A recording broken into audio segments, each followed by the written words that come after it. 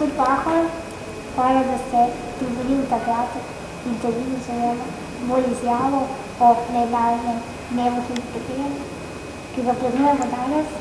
Že, mislim, da 11. leto prisostvujete tovrstnim dogodkom kot predsednik republike, sedaj kot predsednik vlade pred leti in seveda tudi kot predsednik državnega zbora.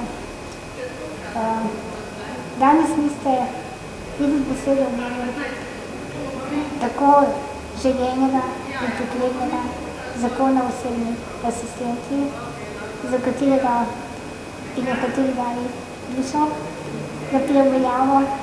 Sprašujem vas, kaj ste vi konkretno naredili za uresničevanje konvencije o pravici drugih. Najprej vas bi želel vprašati, ker ste začeli najmanj pogovor z omembo dneva hendikepiranih. Ker se je tega vprašanja dotaknil tudi gospod Šuštaršič, vas bi rad vprašal, ali zakaj se vam zdi ta polemika umestna?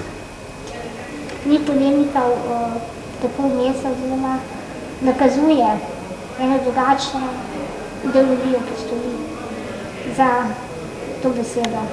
Besede več, da so zelo močne in lahko tudi prizadenejo veliko krat.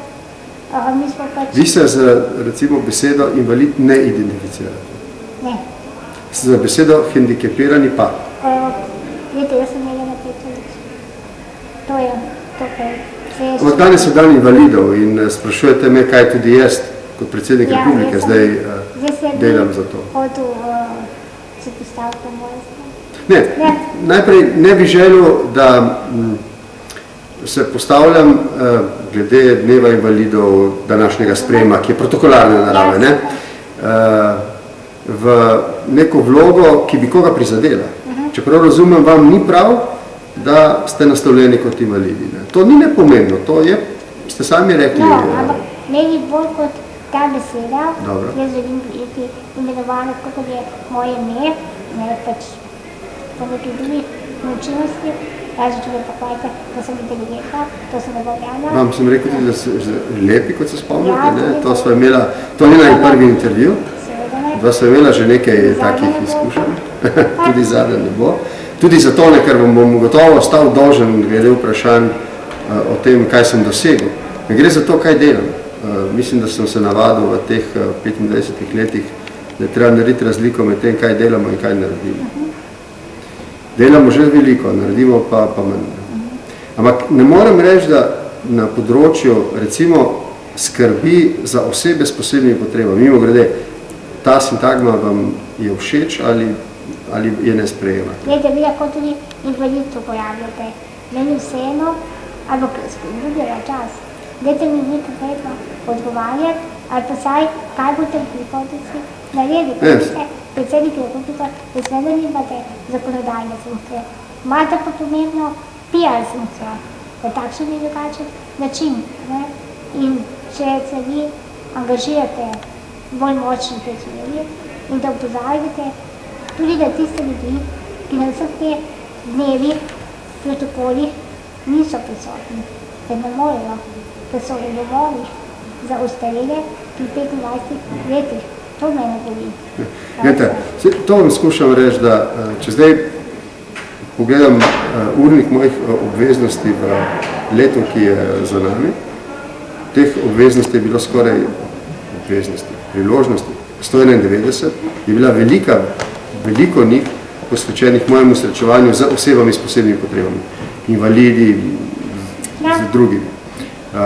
In to z namenom, da toliko bolj razumem njihove stiske, težave, tudi prednosti in koliko je v moji moči, potem lahko v sodelovanju tako z ministrstvi, kot tudi z vlado in državnim zborom pripomorem k temu, da najprej predvsem kot predsednik republike, da je neka atmosfera potrebe potem, da se stvari spreminjajo, da stare predsodki izginjajo.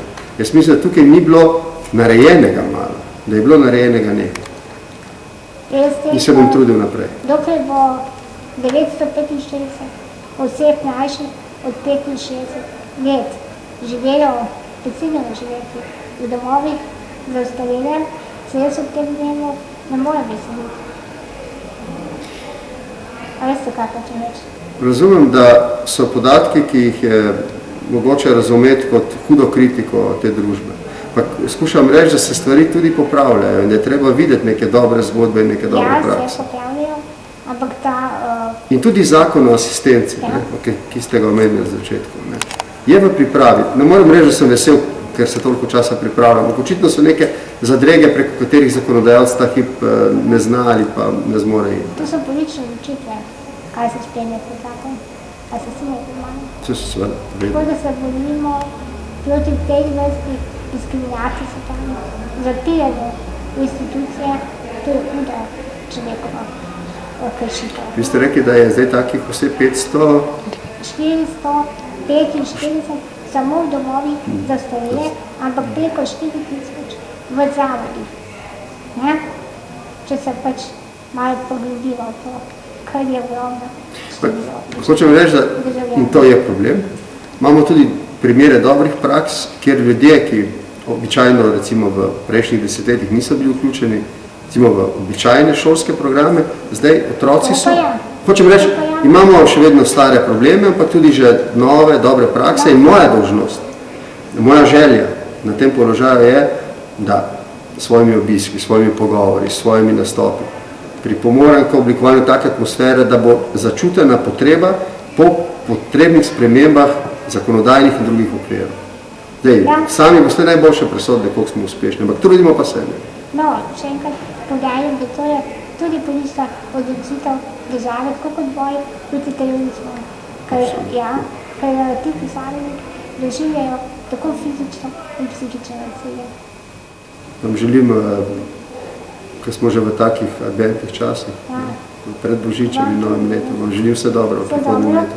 In kot ste mi zagrozili, to ni zadnji intervju, ki ga ima. Ne, naslednji bo, če dovolite, če boste dali čas, zelo hitro pogleda, vami še te mednarodne zadeve. Kot veste, nisem nikoli rekel ne, intervjujem tudi takrat, ko ste me špikali in me boste še bolj, ne.